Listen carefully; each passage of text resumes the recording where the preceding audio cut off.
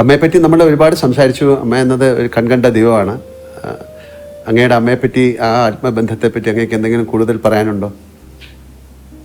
അമ്മയുടെ വേർപിരിയലാണ് പറയാനുള്ളൊരു ഭാഗം. അതായത് അന്ന് ഞാൻ തിരുവനന്തപുരത്താണ്. തിരുവനന്തപുരത്ത് പാർട്ടി സെക്രട്ടേറിയറ്റ് മെമ്പറായിട്ട് ഫുള്ളായിട്ട് ഇവിടെ നിൽക്കുന്ന സമയം. അപ്പോൾ ഒരു ദിവസം, എല്ലാ ദിവസവും വീട്ടിൽ നിന്ന് സംസാരിക്കും. ഒരു ദിവസം ഭാര്യ വിളിച്ചപ്പോൾ ചെറിയ സംസാരത്തിലൊരു വ്യത്യാസം പോലെ തോന്നി. അത് അമ്മയുടെ ആരോഗ്യസ്ഥിതി പറയുമായിരുന്നു. നല്ല അവശത ഉണ്ടായിരുന്നു അപ്പോൾ.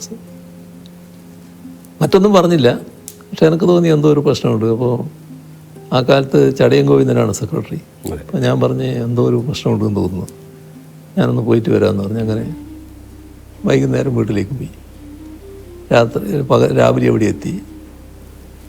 വീട്ടിലെത്തി. അപ്പോൾ അമ്മ അവിടെ കിടന്നിട്ടുണ്ട്.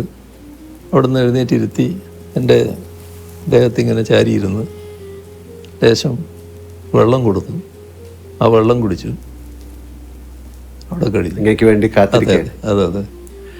അപ്പോൾ അതാണ് അതിൻ്റെ പ്രത്യേകത. അത് കഴിഞ്ഞിട്ട് എനിക്കറിയാം അമ്മ ഏത് നിമിഷവും മരണപ്പെടും എന്നൊക്കെ നമുക്കറിയാമല്ലോ. പക്ഷേ ഞാനും വൈഫും മാത്രമേ ആ സമയത്തുള്ളൂ, മറ്റാരുമില്ല. അപ്പോൾ ഞാൻ പുറത്തിറങ്ങിയിട്ട് ആളോട് പറയണമല്ലോ.